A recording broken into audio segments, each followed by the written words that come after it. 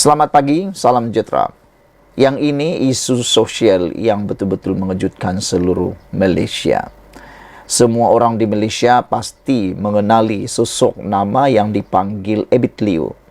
Beliau adalah antara orang yang banyak mempengaruhi ramai orang.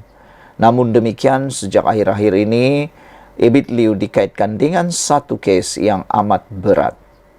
Terkini daripada mykmu.net melaporkan, Abid Liu ajak tukar pasangan lakukan seks, kata saksi dalam perbicaraan. Seorang saksi dalam perbicaraan kes gangguan seksual membabitkan Abid Liu memberitahu mahkamah. Pendakwa itu mengajaknya bertukar pasangan untuk melakukan hubungan intim. Saksi ke-9 yang juga pengadu memberitahu perkara itu ketika menjelaskan tangkap layar teks WhatsApp diterimanya dalam sesi pemeriksaan utama di Mahkamah Magistrat Tenom. Wanita berusia 40-an itu memberitahu mahkamah dalam teks WhatsApp diterima, Abid atau nama sebenarnya Abid Irwan Ibrahim Liu, 38 tahun, mengajaknya bertukar pasangan. Abid mencadangkan perkara itu supaya dia boleh melakukan hubungan intim dengan pengadu, manakala suami pengadu pula disuruh melakukan hubungan intim bersama isteri pendakwa tersebut.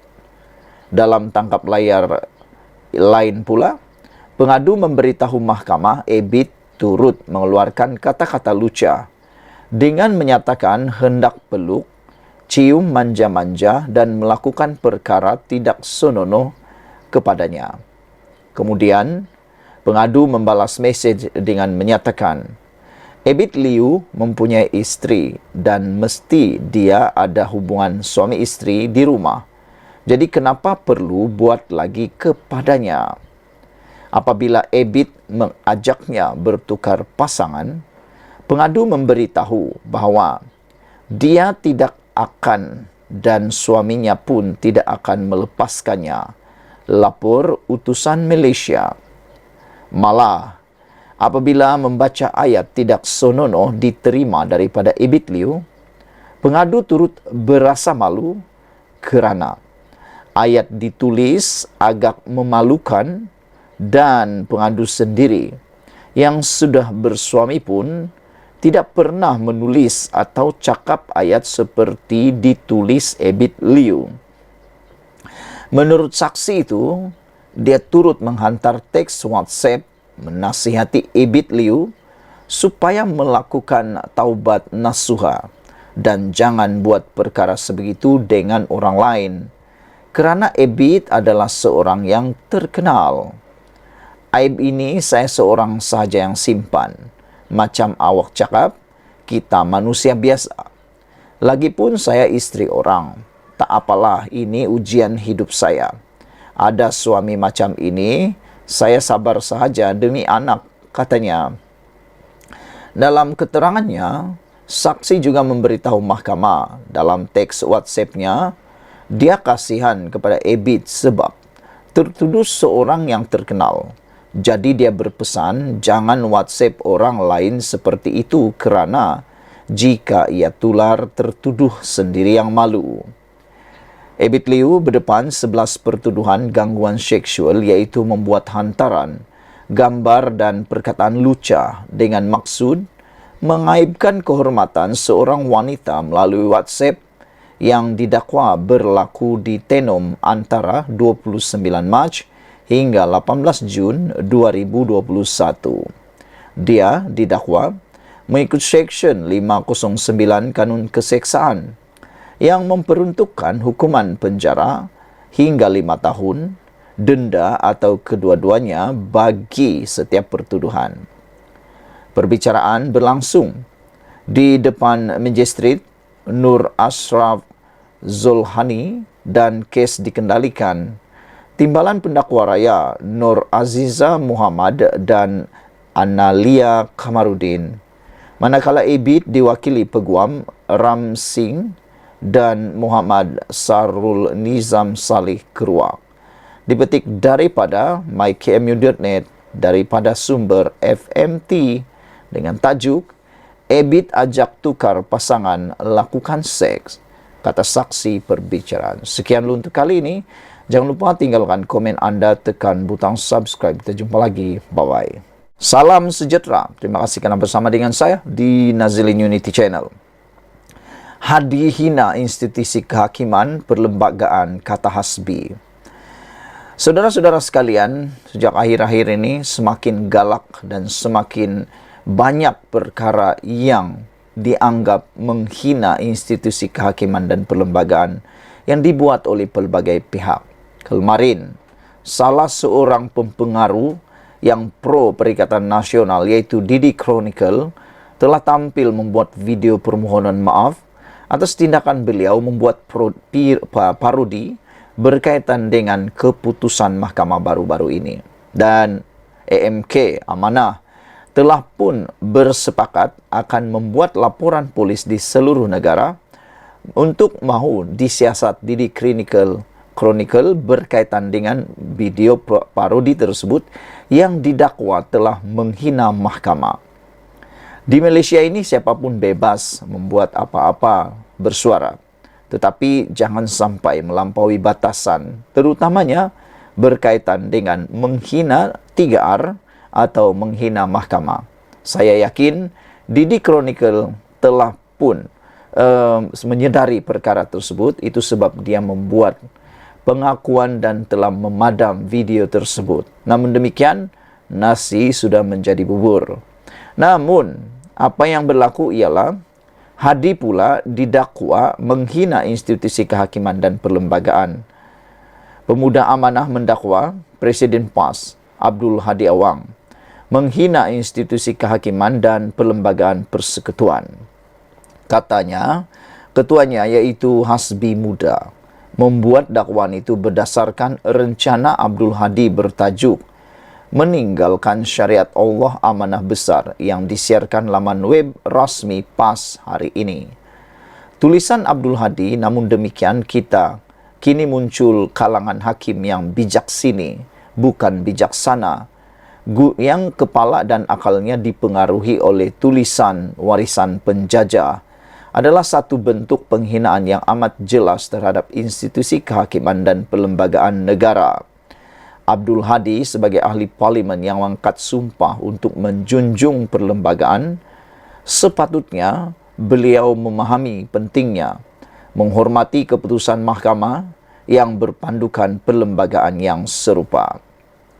Tindakan yang sepatutnya diambil adalah melalui proses pindaan perlembagaan, bukan mengeluarkan kenyataan yang merendahkan martabat institusi kehakiman, kata Hasbi dalam kenyataannya. Tulisan Hadi disiarkan sewaktu pelbagai pihak memberikan reaksi terhadap keputusan Mahkamah Persekutuan membatalkan 16 peruntukan kesalahan di bawah enakmen jenayah Kanun Jenayah Syariah 1 Kelantan 2019 baru-baru ini. Ia juga disiarkan pada hari yang sama selepas Kementerian Dalam Negeri memberi amaran bahawa pihaknya sedang memantau reaksi orang ramai terhadap kes tersebut.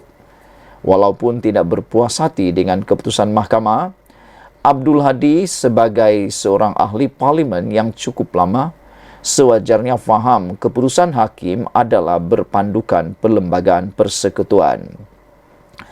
Kegagalan sebenar adalah pada sosok Abdul Hadi sebagai ahli parlimen yang pernah menjadi sebahagian dari kerajaan, namun tidak ada usaha untuk memindah perlembagaan, sekaligus mencerminkan dirinya bersikap sambil lewa dengan menjalankan peranan sebagai seorang ahli legislatif. Tambah Hasbi lagi, Hadi hina institusi kehakiman perlembagaan, kata Hasbi Muda.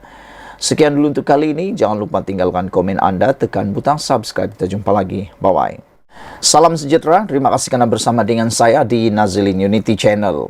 Akhirnya sekali lagi, tembelang pecah lagi. Tembelang Najib pecah lagi. Jolo dalang di sebalik surat derma Raja Arab, dedah saksi 1MDB. Bekas penasihat undang-undang 1MDB, Jasmine Loh Aiswan, mendakwa Jolo adalah individu di sebalik surat yang dikaitkan dengan dakwaan janji sumbangan dari kerabat Diraja Arab Saudi kepada bekas Menteri Najib Razak. Lo yang merupakan bekas pegawai 1MDB yang dekat dengan Jolo memberitahu Mahkamah Tinggi Kuala Lumpur yang Jolo mengarahkan mendiang Ki Kok Tiam, individu yang didakwa sebagai sekutu rapat Jolo, untuk menyediakan salinan surat itu bagi menjelaskan sejumlah besar wang yang masuk ke akaun Najib. Ketika memberikan keterangan dalam perbicaraan kes rasuah RM2.27 dana 1MDB terhadap Najib hari ini, Lo berkata dia melihat bagaimana ia berlaku ketika dia diminta Jolo untuk menyertai mesyuarat bersamanya. Ki dan dua individu lain di sebuah bilik di Hotel Mayfair di London pada tahun 2015. Jasmine Lo berkata dua individu tersebut adalah pengarah Isyan Perdana Sdn Berhad, Samsul Anwar Sulaiman, dan pengarah projek Yayasan Rakyat 1 Malaysia, YR1M, Dennis C. Samsul dan C merupakan saksi dalam kes rasuah RM42 juta SRC Internasional, di mana Najib disabit bersalah dan menjalani hukuman penjara sejak Ogos tahun 2022. Ketika mesyuarat itu, dakwa Lo, Samsul bertanya ada Lo bagaimana kepada Lo atau Jolo bagaimana untuk menyelesaikan isu aliran wang yang masuk dalam akaun Najib yang didakwa daripada Putrajaya Perdana dan SRC. Samsul kemudian memberitahu Lo yang ramai pihak bertanya kepadanya, yaitu Samsul, bagaimana berkenaan dakwaan wang itu adalah daripada 1MDB dakwa Lo. Selepas itu, Jolo mengarahkan Ki untuk menyediakan satu surat pengesahan daripada Putra Saud untuk menyatakan wang yang masuk ke akaun Najib adalah derma daripada Arab Saudi. Selepas itu, saya dan Jolo keluar sekejap untuk bincang satu hal lain. Namun, ketika saya kembali ke bilik itu, saya lihat Ki sedang sediakan draft surat Putra Saud, katanya lagi. Dalam kedua-dua kes SRC dan 1MDB, Najib kekal mengatakan dia dijanjikan derma oleh Arab Saudi dan percaya wang yang masuk ke akaunnya adalah daripada kerabat diraja negara itu. Najib kini dibicarakan atas 4 pertuduhan salah guna kuasa dan 21 pertuduhan penggubahan wang haram melibatkan dana 1MDB berjumlah RM2.27 bilion. Saudara-saudara sekalian, sekali lagi, tembelang pecah lagi. Jolo dalang di sebalik surat derma Raja Arab dedah saksi 1MDB. Sekian dulu untuk kali ini. Jangan lupa tinggalkan komen Anda, tekan butang subscribe. Kita jumpa lagi. Bye-bye. Selamat petang, salam sejahtera. Terima kasih karena bersama dengan saya di Nazilin Unity Channel. Akhirnya, identiti orang yang cuba ugut bunuh Nick Elin didedahkan oleh polis. Tidak sangka sama sekali orangnya ini, dan bukan juga calang-calang.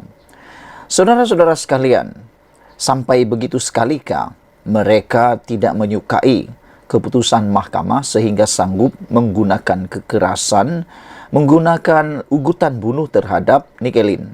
Walhal, mengikut pemahaman beberapa penganalisis politik, sebenarnya ia mudah difahami. Ianya hanya melibatkan pertindihan dan melangkaui kuasa negeri. Walau bagaimanapun, biasalah kan politik telah diguna dan telah dimanipulasi sehingga ianya menjadi begitu panas sama sekali. Namun demikian, hari ini polis menyatakan bahwa telah pun mengenal pasti suspek yang mengugut bunuh Nick Elin. Saudara-saudara, polis telah mengenal pasti individu di sebalik 3 akaun media sosial yang didakwa membuat ugutan bunuh terhadap peguam Nick Elin Zurina Nik Abdul Rashid. Ketua Polis Kuala Lumpur, Aloyuddin Abdul Majid dilaporkan berkata, polis telah membuka 3 kertas siasatan berkaitan atau berkenaan ugutan yang dibuat terhadap Nick Elin dan 1 kertas siasatan telah siap. Tahun lalu, Nick Elin buat 3 laporan. Kita buat 3 kertas siasatan dengan 1 daripadanya sudah selesai dan ada dengan TPR, Timbalan Pendakwa Raya. 2 lagi laporan masih dalam siasatan dan kita akan lengkapkannya dalam masa terdekat untuk serahkan kepada Timbalan Pendakwa Raya, katanya, seperti dibetik Berita Harian. Menurut laporan Kosmo, Alauddin berkata polis belum membuat tangkapan terhadap suspek. Terdahulu, Nick Elin membuat laporan polis setelah menerima ugutan bunuh ekoran langkanya memfailkan petisyen mencabar peruntukan dalam enakmen Kanun Jenayah Syariah 1 Kelantan 2019. Ugutan tersebut termasuklah untuk sembelih peguam kelahiran Kelantan itu.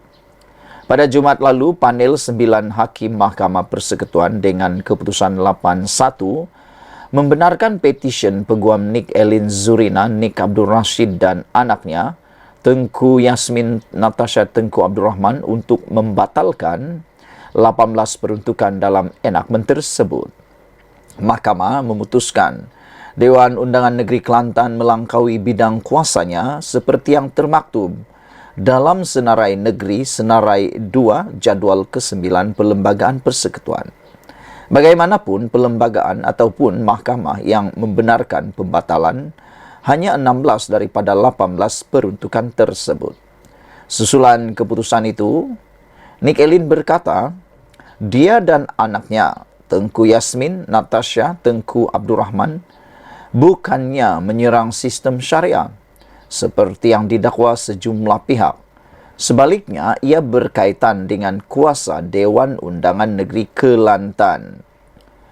Perkara penting yang perlu dinyatakan adalah enakmen jenayah syariah yang dicabar adalah hukuman takzir. Ia bukan hudud, ia bukan kisas, katanya lagi.